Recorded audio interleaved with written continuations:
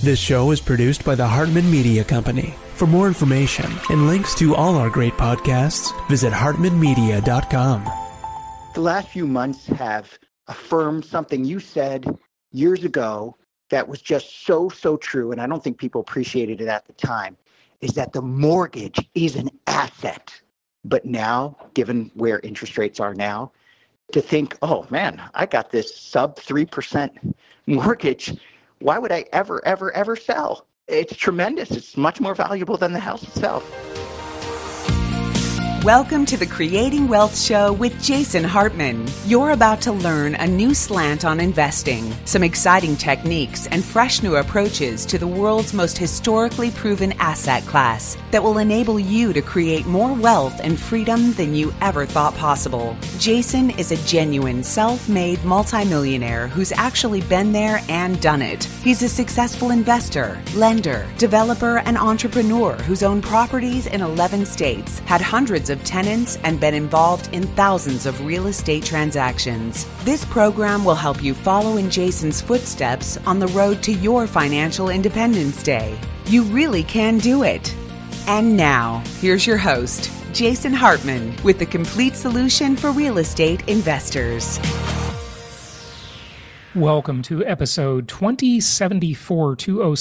Thank you for joining me today. We've got a great interview coming up with Melody Wright. Now, she is very bearish on the real estate market, and I want you to listen in and be the judge of which way the future is going to go. Which way will it go? Are we going to have a real estate crash? The answer is yes. Yes, we are. The only question is when. Will it be 3 years ago, 8 years ago, how everybody was predicting it? Will it be 2019? Or will it be this year or next year? Or will it be 5 years away or 10 years away or 28 years away when all those cheap mortgages finally go away? We shall see. Here's the thing a lot of the doom and gloomers don't understand.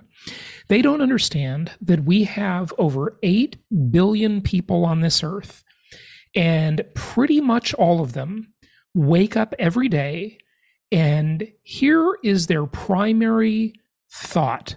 Now, of course, there are people who are excluded from this. There are children who probably aren't thinking about this stuff yet. There are apathetic people who probably aren't thinking about this stuff. But for the rest of us, to one degree or another, what are we thinking about as humans? What is one of our primary drives as humans? It is the primary drive that stimulates the economy. Because in today's economy, being so globalized, all of these 8 billion people, pretty much all of them count. Whereas before, they didn't all count, right? Because some of them were living under communism, socialism in varying degrees, right? But capitalism has become the most widely accepted religion in the world. Even in socialist and communist economies, yes, they have massive amounts of capitalism. Because even if the government says one thing, the people act differently. They act in a capitalist manner because it's just human nature. And when these 8 billion people get up every day, humor me on the 8 billion number. I know it's not exact, okay, because some are children and they're not thinking about this, and some are apathetic and they're not thinking about it. But for most people act on one thought all day long in all their waking hours. And here's the thought. The thought is, how can I improve my situation? Whether it be my economic situation, my health situation, my relationship situation, right? People are driven to improve their situation. And since pretty much everybody, even the billionaires, are driven to improve their economic situation, they stimulate the economy. And the absolute raw power and strength of this massive momentum of over 8 billion people thinking this way, it has become a perpetual motion machine. And it defeats the business cycle. It defeats all sorts of things, all sorts of gloomy, Chicken Little, sky is falling predictions.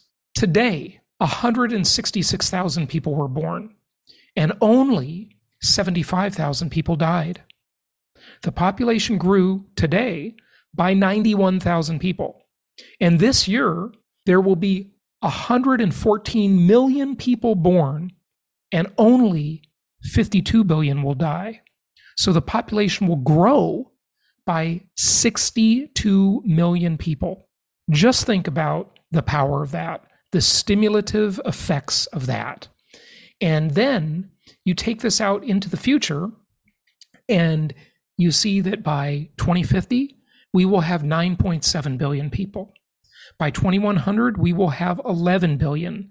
And then we will start to see the population fall off. Now, of course, this varies by country, and a lot of stuff can happen, right? Overall, the population is going to decline, but that is a long way off.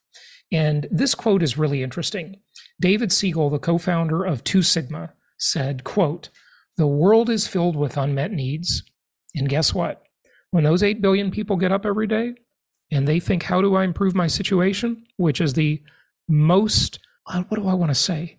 It's the most driving factor of pretty much every human on earth. How do I improve my situation?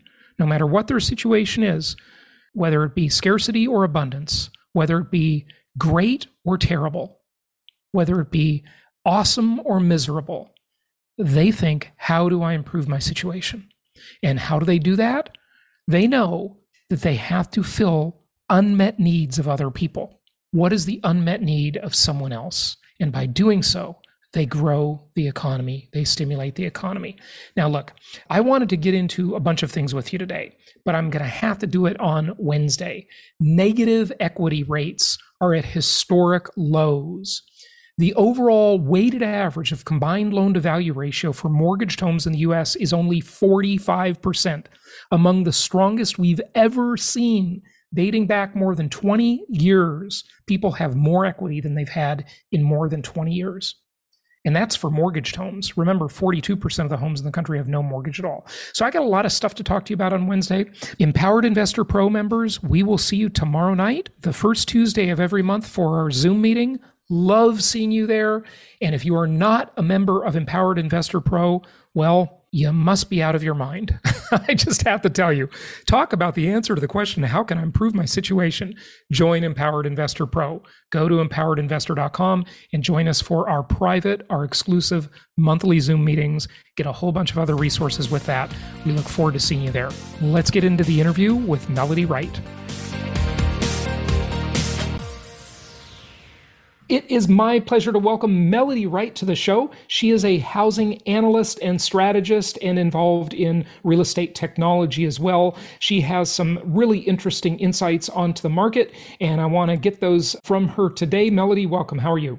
Thank you so much. Thank you for having me. It's a pleasure to be here. It's good to have you. So it sounds like you are really looking at some different data than a lot of the others out there, and we want to get into that. But first, tell us about your background. Sure. You have extensive experience in the mortgage world. Just give us an overview of your background. Sure. So I fell into mortgage by accident in 2006, for lack of a better idea. I fell into a company called ResCap, which was a top 5 originator and servicer back in the day as a project analyst. This was right as Cerberus Private Equity had purchased us, and they needed kind of a Girl Friday to help them understand the business. So I was kind of in the FP&A group. So really got my feet wet, understanding mortgage, both from an origination and servicing side in corporate finance. And then kind of once we got into a lot of trouble, I helped with our consent orders and AG settlement. And those, for people that don't know, are kind of the slap on the hand that we got from, all the regulators for administrative errors in mortgage servicing. So once I kind of did that, I went on to help with our bankruptcy. GMAC ResCap filed bankruptcy in 2012. And after that, my servicing president came to me and asked to help manage the default crisis. So I did that for a while. After that, I went out to a whole bunch of non-bank servicers and originators, trying to help sort of, with process efficiency, et cetera. And all of this compliance came down on our heads after the crisis. But while I was doing that, I realized technology was kind of the only way we were going to get out. So started building a lot of different wraparound solutions for mortgage technology. And then kind of left and went out on my own last year, created my own company, and have been involved in kind of still overseeing some mortgage books, but building technology for the space. Okay, great. So you're still in the mortgage business, it Correct. sounds like. And Yep. mortgage, is that really your main, is that your main income source, mortgage? Not really. The technology component, I'm working on actually a short-term rental technology right now. So, okay. Yeah. Okay, great. Okay, so tech is your main thing, it sounds like, right? Yeah, I kind of don't have a main thing. I'm a 25, 25, 25, 25 kind of girl. Got it. Yeah, a lot of us are that way nowadays. I get it. And by the way, I love how you said Girl Friday. I haven't heard that expression since I was a kid, and my mom had a Girl Friday. Yeah. That's great. Right. I love it. I love it. Yeah. Nowadays, you might get in trouble for saying something like that. I know. I can say it, right? You can't. You can say it. I can't. Yeah, exactly. That's right. Melody, I was reading some of your stuff and watching one of your videos. You're rather pessimistic about the housing market. So we might debate that a little bit, but tell us why, or if that's actually true, or make there's obviously always a lot of layers to this stuff, right? That's right. I'll let you explain. Yeah. Housing is very hard to understand. It's like the Titanic, and it's very local until it's not. And so I also believe in the business cycle, and that, but I have to be honest with you. One of the reasons that I am a little pessimistic, I'm not a crash bro. I'm not, people call me a doomer, but in reality, I'm just talking about the path. I'm not as interested in prediction. And I think the headwinds that we have right now, we've heard a lot about a sort of inventory being short. And I think that is because a lot of people don't understand what structurally happened after, how we got out of 2008, which is Wall Street came in, sort of aided with Fannie Mae and Freddie Mac, or the GSEs, to sort of, take these properties off the hands of the banks. And I happen to be one of those. I was at those auctions, watching this happen. And so what Wall Street did at that point was kind of, that was a long-term rental play. Everybody started getting involved with fixing and flipping, et cetera. And the short-term rental play kind of entered the scene. And, there's nothing wrong with that I think there's always going to be a short-term rental market. But as with everything, when people get really excited, they get overexcited. And so they start making, with some of these DSCR lenders, for instance, people that would have purchased just one property instead purchased 10. And so they became really overly leveraged. And what a lot of people miss is that 30% of the market in the COVID boom were all cash sales. And so a lot of people are looking to mortgage as where the trouble is going to start. And now it's actually starting faster than I anticipated there, but that's not my main focus. I think these all cash sales weren't all cash sales. They were levered either through kind of, loans on equity, loans on crypto, these personal money loans that wealth management does, et cetera. And then you have people. So I want to give that a name, Melody, so people can understand that. So normally, and I've done extensive analysis of the mortgage market, and so have you, of course. And, it looks like people are extremely comfortable, right? But what you're talking about is like what I'll call shadow leverage. Okay. That's right. So the leverage is not actually tied. I don't know if I agree, but I just want to give this a name and concept. Yeah. So what you're saying is the leverage is out there. It's just not tied to the property, so it doesn't show up in the statistics, right? Not in the same way. And quite honestly, if you're not looking at county records, so a lot of people will quote mortgage data. Well, that's mortgage data. The county records are more going to tell you how many sales there actually were. And so I'm talking about the sales that aren't tied to a traditional mortgage, that were conceivably all cash. And a lot of what was happening is people would cash out refi of a larger property, and then they would use that cash to buy another one. Because people, real estate is, I think a good investment. It's a hard asset, right? So people were sort of saying, what can I do with this cash? And so we had a lot of investors come into the market. And so I can't tell you an absolute number on this. I'm talking, my anecdata, what I experience. I work with DSCR lenders. I talk to people, et cetera. And, I see the advertisements from PNC and other big banks for these wealth management units that were trying to help people compete in the market with these personal loans.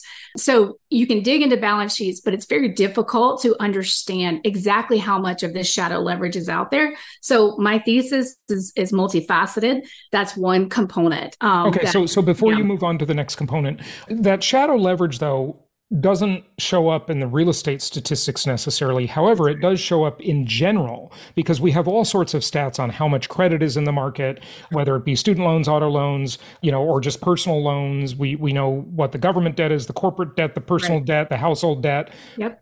Like it does show up. It's just not directly tied to real estate. That's correct. Okay, go ahead. Yep. So, that's one component. The other component, I'll have to say, is the inventory. So one thing that I understood or kind of was putting this together last year and just seeing that the housing dynamics, how quickly homes were appreciating, listening to Ivy Zellman, who has been in this space for a very long time, understanding. But she has been very wrong too. I just want to point that out. Well, I'm not here to debate Ivy. So but what I will say is that she has a proprietary builder survey. So there was a lot that she understood that others didn't, but I also think she gets some things wrong as well that I'll talk about. But what I do know about sort of my industry, the title companies, so the title companies are involved, whether there's a mortgage or not, is that they have terrible technology, terrible reporting systems. And so it is very difficult for anyone to understand how many transactions happened until much later down the road. And so that's... And much later is what, 2 or 3 months later, you mean, right? No. Oh, what do you mean? No, I think that because of these, you're pulling county records. We have over 3,000 counties in this country, some of which are not even have any kind of electronic records. And so I believe we probably won't know exactly how many sales happened for probably another year or so. It takes a long time because there is no technology. And you have 3,000 independent little counties that, by the way, weren't staffed during COVID. Nobody was there. It would take almost, in some counties, it takes already a year to record a mortgage and to record these documents. But in COVID, it was even longer. So that's okay. So let's just unpack that for a second. Sure. So I agree with you that some counties are very primitive, but those tend to be really small counties that sort of like they wouldn't impact the stats that much. I mean, Los Angeles was on a year delay in COVID for recording. Wow. But is that delay still true? Oh, I can get you the stat after this, but I can tell you that there are counties still today that 6 to 8 months delay. And Los Angeles, I can almost guarantee has not caught up. They're probably at a 6 months delay right now. Okay. But, then I guess it depends what data you're using. Are you using MLS data? Are you using county recorder data? That's, with a combination of like MLS data and Zillow, it seems like, and Redfin does some great stats. I mean, it seems like you pretty much got the market covered. No. So here's the problem. So I'm a believer in triangulation of data. So I don't look at one data source. So you've got county records. You've got over 600 MLS in this country, 600, and literally no one has connection to all of them.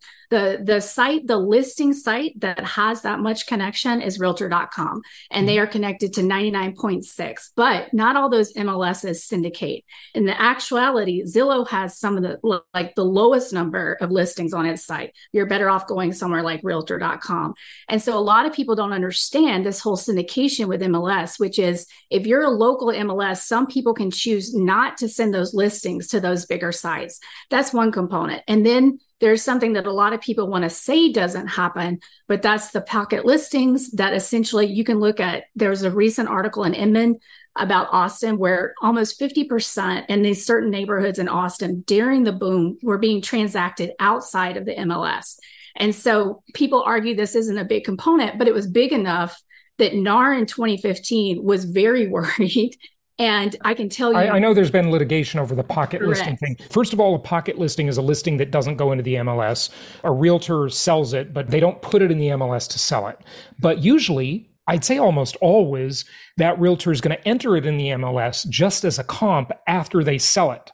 So it's still going to be in the MLS ultimately, even if it didn't start that way, because they want to get credit for it. The other comment you made about syndication, and some MLS is not syndicating. Well, every real estate agent wants as much exposure for their property as possible, and so does the owner. So why would they not want to syndicate? Because that's not exactly true.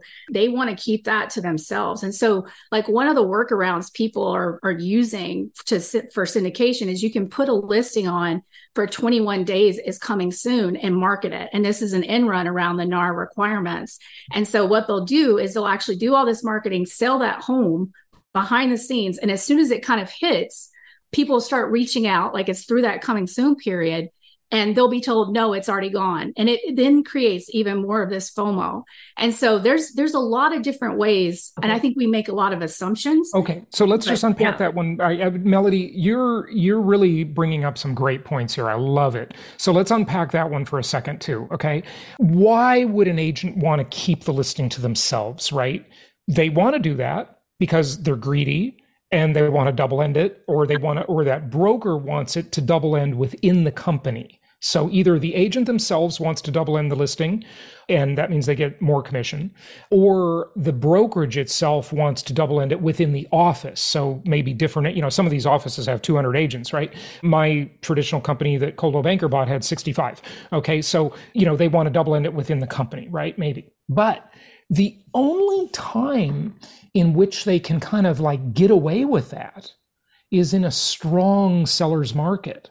They usually can't get away with that in a buyer's market or a market that's not that strong. And, the owner, the seller, is not going to allow that if they can, because they want the most exposure they can get to get the biggest price, right? So tell us about that dynamic. In a frozen market, they don't want to list. They're scared because who's they? The seller? The seller, because everyone understands. There was this great sort of meme on Twitter last week of, you have to stay strong, don't sell your house. But everyone understands if they list their house and they don't get that price and their neighbors are watching, right? They could be the ones that sort of start the waterfall. And in this Inman article, I really recommend it to everyone, really spoke to that precisely, is that they're holding it back because they believe it's worth something, and they're being told that if they list it, that likely they're not going to get that, and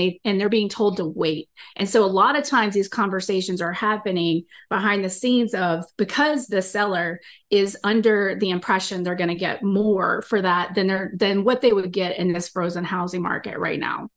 Yeah, I'm sure all of this happens. I just can't imagine it's a very big impact. I mean, I have conversations with agents like many times a day, that are out there doing the traditional real estate thing. A lot of my friends do that. I look at all the stuff they post in realtor groups on Facebook. Yep. I know that everything you say does happen, but it's just a little drop of water in the pond, probably. I don't know. You seem to think it's a big amount. I mean, 50% in certain neighborhoods in Austin is not a drop. And I would say right, overall, but 50% is people that are not going in the MLS, you're saying, in Austin, right? Yeah. Okay, so in Austin, certain neighborhoods. Yeah, but it's all over the place. I recommend everyone kind of check, because that's really, to your point, Jason, I think what people have problem understanding is it's not just one thing. It is several strings, and that's my thesis. And so that's just one. Fair enough. Yeah, it's always many factors, that's why this stuff is not simple. But it's many factors on the negative side and many factors on the positive side. 100%. So those, that's right. Anyway, go ahead. Go ahead. Take us to your next point. This is great. So kind of the next point, I believe, really is on these short-term rentals as a big part of it, and just the oversaturation. So something that Airbnb does, when you search a property in Austin, it's going to come back with only 300 listings. That's it. That's all you can see. And in the top, it's going to say 1,000 plus listings in this city. In reality, there's 14,387 listings in Austin, for instance. For Airbnb. And yeah. And so then some people are going to say, well, that could include apartments now, et cetera, a room. Yes. But on average, 85% of those are actually whole homes. And there's been a great study by Inside Air on Dallas specifically, who recently just enacted that legislation. So the short-term rental market is oversaturated by design. That is Airbnb's only. You can see the CEO going out this week talking about how they're broken, they need to be fixed, because their only business model was oversaturation. The more listings they got, that was their growth plan. They talked a little bit about experiences, but that was it. And so they really weren't taking into consideration what happens to their hosts when a market becomes oversaturated. Right. And typical Airbnb. Airbnb is such a sellout company. They're just a greedy big tech company like all the others. They want to get so many hosts on their platform because it's not their expense, right? Go get someone else to take all the risk, right? And I'll tell you, Melody, here I'm going to agree with you 100% because I have been saying for 12 years that Airbnb, go back and listen to my old episodes. I can't wait till the AI gets good enough to search every little word in all my episodes because I'm going to use that like crazy because I was just right about everything except interest rates. I've been wrong about that many times. But anyway, I've been saying that Airbnb has never been through a real recession. COVID doesn't count. That wasn't a real recession. Airbnb is way overbuilt. And if you look at all of the massive increase in non-primary beds in the world, that's what I call them, it's just insane. And the first thing people stop doing when you get into a recession is they stop going on vacation. Right. And I completely understand that Airbnb is not just for vacation. Okay. Right. But that's the big part of it, right? Yeah, absolutely. And one of the proxies for that I always talk about, I don't know if you've ever heard me say this, is look at the rise of all these new mattress companies. Where did they come from? Where did Tuft & Needle, Casper, Purple, all these mattress companies that came out of the blue was to satisfy largely a big part of their market was the Airbnb market. Too many non-primary beds. At the same time that Airbnb had its rise over the last 12 years or so, it started before that, but we didn't really notice it. So I'm going to call it a 12-year run. New hotel rooms have been built. Okay. It's not like hotels are going out of business. Exactly. There's lots of hotels in the world and they're been more built, right? And then you've got this massive expansion in Airbnb beds. So it just doesn't make any sense. No. Yeah. And you call it a technology company. It's some of the worst technology I've ever seen. And I think I call it, fintech fantasies where people come in, build this really basic platform. Right. Yeah. And then try to act like but every time you ask Airbnb about their technology advancements, there's just no answer. So I totally agree with you. And so that's one component. Something I've been doing, I track 70 cities myself. And, I list the listings for sale, listings for rent, as well as the short-term rental listings, because a lot of people, if you haven't been in this space, they're going to say, well, it says 1,000. There's not that many Airbnbs. How could this possibly be true? But it is. There's 7,000 of these things in Vegas. It's actually unbelievable. And so many people actually built for Airbnb. So something else I was going to talk to you about, like that short-term rental, I've done some spaces with some people that got out early and they were involved in groups, especially in Appalachia, kind of where I am now, where they would build specific homes just for short-term rental. And then they'd sell them on Facebook and they'd go in an hour. And these Facebook groups are just out of control. And so everybody, and another thing I saw on the road, and that takes me to built to rent. So let's leave short-term rental. So built to rent also worked. But short-term rentals, give us a number on that. The surveys I could find that there's about 700,000 short-term rentals in the country. I say there's about 1 million. Okay. But that doesn't solve the inventory problem. Well, you don't think the inventory is a problem, but I'm calling it a problem. We'll go there. What's available is a problem, but there's about 1.5 million out there in the US. So that's the legit number theoretically. So let's go with your number. So there's just over 500,000 homes for sale in the US. My idea of 600 now, but 534,000. Okay, that's the number, right? That's the latest from Altos, at least. Oh, no. We can't use Altos, and I can tell you why. All right. Let's use the Fed's number, okay? All right.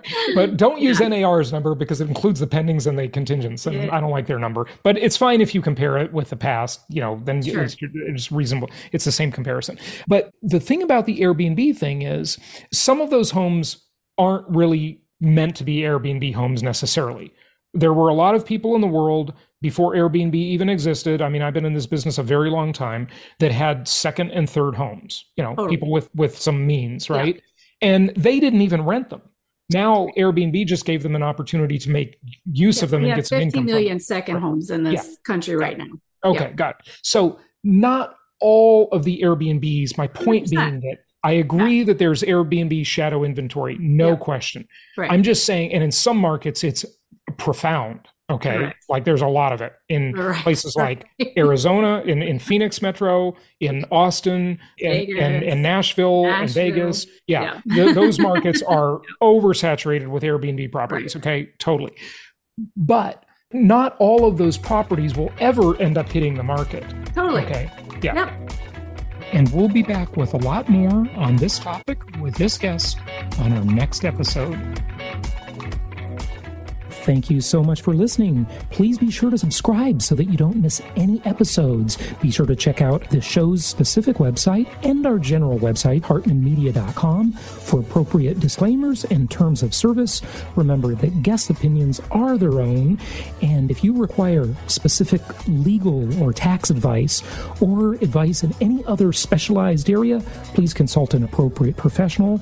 And we also very much appreciate you reviewing the show. Please go to iTunes or Stitcher Radio or whatever platform you're using and write a review for the show. We would very much appreciate that. And be sure to make it official and subscribe so you do not miss any episodes. We look forward to seeing you on the next episode.